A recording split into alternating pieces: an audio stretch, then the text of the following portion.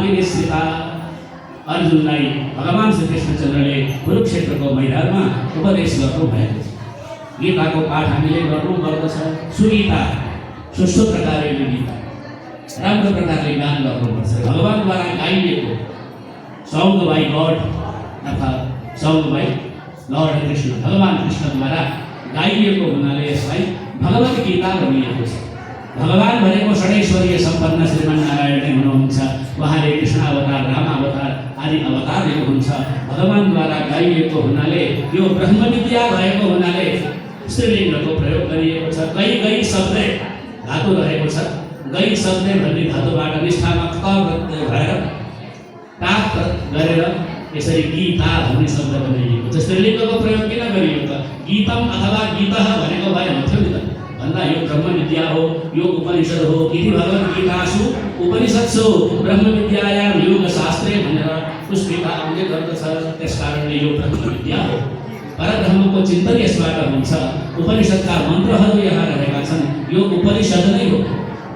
उप समीपे नितरां साधयति अथवा उप समीपे नितरां सीदति अनया इति उपनिषद, जसद्वारा भगवानको समीपमा जान सक्दछ यो जीव अथवा यो जीवलाई भगवानको समीपमा पुर्याउने खालको यस्तो ब्रह्म विद्या भएको हुनाले यहाँ स्त्रीलिङ्गको प्रयोग गरिएको छ।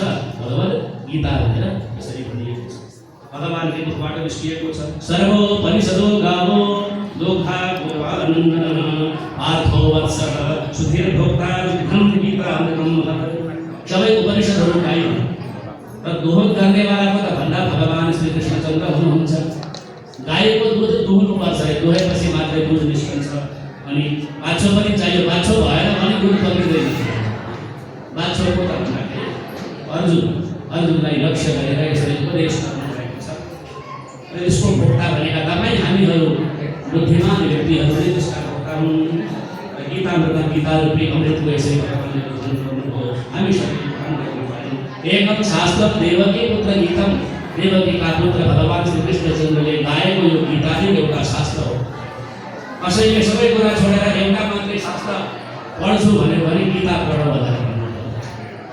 यो यसमा सबै कुराहरू रहेका छन्, सारा वेदान्तहरू रहेका छन्, सारा ज्ञानको भण्डार रहेको छ।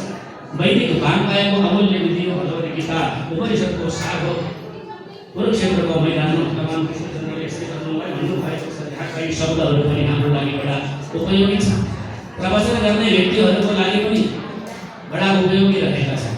जुनसुकै सम्प्रदायका आचार्यहरूले पनि भगवद् गीताको प्रमाण दिएर सिद्धान्तलाई पुष्ट गर्नुहुन्छ।